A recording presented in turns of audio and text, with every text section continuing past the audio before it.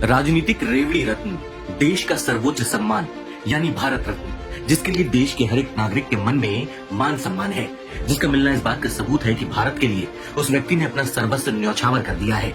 लेकिन इस साल ऐसा लगता है कि नरेंद्र मोदी ने अपनी सड़ी गली चुनावी राजनीति का घटिया एजेंडा भारत रत्न सम्मान में भी घुसा दिया है, जो इसकी पवित्रता को कम करने का एक ऊंचा प्रयास है। और ऐसी हरकत से भाजपाइयों के अपने कुकर्मों को छिपाने की बू आ रही है। भाजपा सरकार ने इस साल 5 लोगों को भारत रत्न दिया है।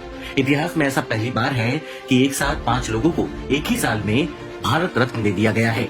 और ये लोग हैं कर्पूरी ठाकुर, लाल कृष्ण आडवाणी, चौधरी चरण सिंह, टीवी नरसिम्हा राव और MS स्वामीनाथन। इस सूची को देखकर ये साफ नजर आता है कि मोदी ने ये पुरस्कार सिर्फ अपने राजनीतिक हित को साधने की घटिया चाल के तहत किया है। जब दूसरी सरकारें अपनी योजनाओं की घोषणा करती है तो मोदी उसको रेवड़ियां बताते हैं, लेकिन यहाँ मोदी ने भारत रत्न सम्मान को ही रेवड़ी समझ लिया है। भारत रत्न देने का एक नियम है, इसके कुछ सिद्धांत हैं।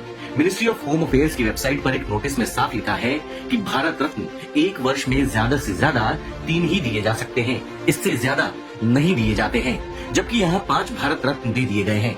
भारत रत्न को प्रधानमंत्री की सलाह पर राष्ट्रपति देते हैं, मगर यहाँ सीधे सीधे नरेंद्र मोदी द्वारा भारत रत्न की घोषणाएं ऐसे की जा रही हैं जैसे भारत रत्न संघियों के ऑफिस से बनकर आ रहा हो। अभी पिछले साल की ही बात है जब मोदी ने चौधरी चरण सिंह के पोते जयंत सिंह को लाठियों से पिटवाया था, और आज लोकसभा चुनाव में हार के डर से मोदी ने चरण सिंह को भारत रत्न दे दिया। लाल कृष्ण आडवाणी का करियर मोदी ने खत्म कर दिया, लेकिन चुनाव नजदीक देखकर भारत रत्न दे दिया। कोई बड़ी बात नहीं कि मोदी खुद को ही भारत रत्न दे डाले और कहें कि मैं तो ईश्वर हूँ, और उसके बाद मुकुट भी पहन सकते हैं। मोदी को एक बात समझनी होगी कि भारत रत्न देश का एक प्रतिष्ठित पुरस्कार है, इसलिए इसको देने के लिए नियम और सिद्धांतों का पालन करना चाहिए। मोदी को इरादा नहीं कि जब जो मन में आया वो किया।